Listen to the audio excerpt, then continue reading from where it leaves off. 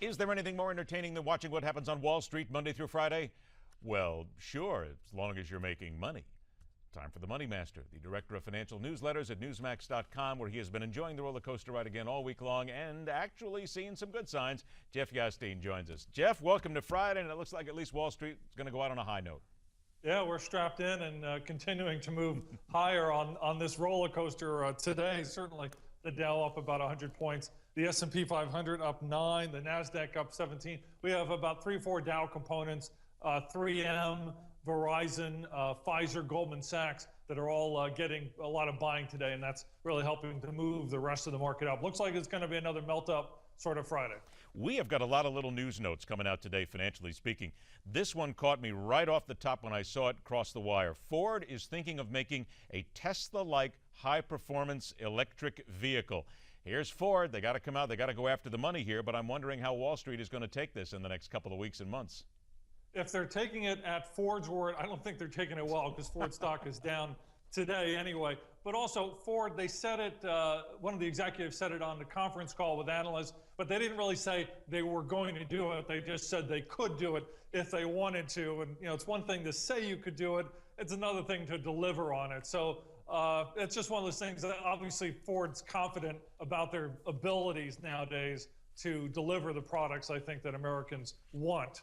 And let's leave it at that for now. When they say something like this, Jeff, and this was Mark Fields, the CEO of Ford, who said it's consistent with our product philosophy that we are considering. When he says something like that, is that just the trial balloon that's floated out there to see what's going to happen to the stock, see what everybody thinks, and then make the final decision? I would think more than likely that that is the case. I mean, in these conference calls, they're fairly stressful events for the executives because all of Wall Street is listening in on a webcast, a conference call, to hear what they have to say. So not too much is left to chance, but it could have just been an offhand comment. He was relaxed for a few minutes and just tossed us off because, like I said, he's confident in the engineering possibilities behind Ford products these days and just wants to let them know, hey, we could do this if we wanted to. Interesting deal here on inversion. Chiquita Fifes, the latest inversion deal to be called off. The makers of Chiquita Bananas and certain other companies here. Any particular reason why? Well, the stockholders certainly are the ones who said no to it. That would make the sense there, right?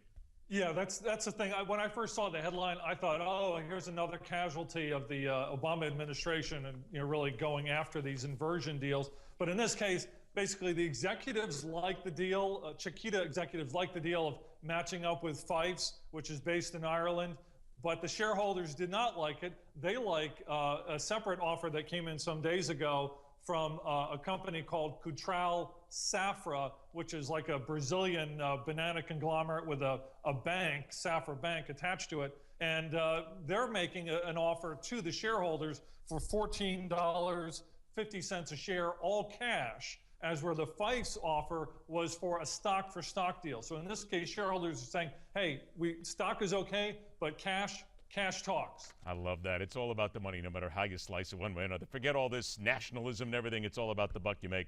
Next up, P&G is going to get out of the Duracell battery business.